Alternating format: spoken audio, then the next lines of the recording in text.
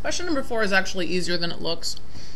All we're basically doing is factoring this. Now this, you could think of as 2 something squared. I'm just going to pick A for Miss Abu Saba. So 2A squared minus 3A plus 1. So if you were to factor that, you would say, well, I'd have 2 binomials, and obviously one of them would be 2A and the other one would be 1A, and then they would have to multiply together. The last 2 parts would have to multiply together to be positive 1, but the inner and the outer would have to add together to be negative 3. So since the inner and the outer are negative, my guess is that the positive 1 is going to be negative 1 times negative 1 to get the last one here.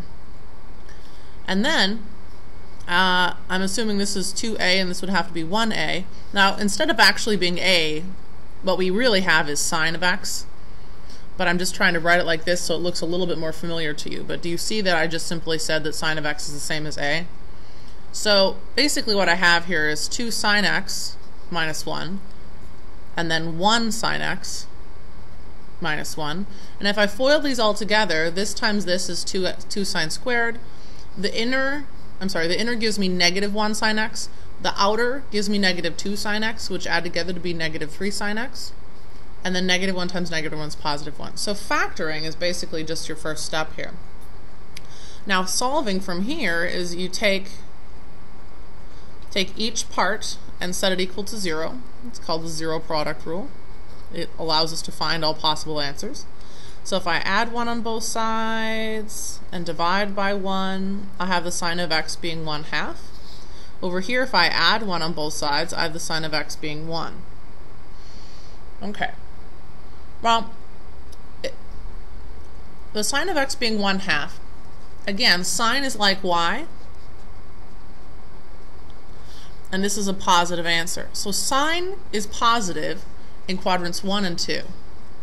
Now we've actually already done this diagram in quadrants 1 and 2, and we already came up with 2 answers. This was the same as example number 3. So, yep. So in example 3, I drew this diagram. I said that the vertical sides, our y sides, would be 1/2, and that this then would be 30 degrees, which is the same as pi over 6, and then this one would be also rotating all the way over to here, which would be 5 pi over 6. And so we got 2 possible answers for x here. X was pi over 6, and x was 5 pi over 6. Now, since our answers can only be given between 0 and 2 pi, I can't go around the circle one more time because that would be larger than 2 pi. Or same thing over here, if I went around the circle again, that would be larger than 2 pi. So it turns out I really only have 2 answers that satisfy this first factor, pi over 6 and 5 pi over 6. Now where is sine equal to 1? Well again, sine is like a y value. So if I draw a unit circle, where is the sine value equal to 1? Well, it's where y equals 1, which is up here at the top.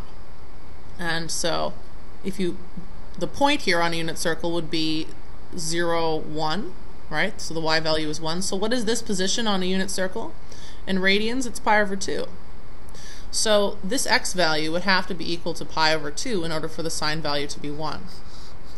Now if we went around the circle one more time, that would again be larger than 2 pi, so we don't have another answer past pi over 2.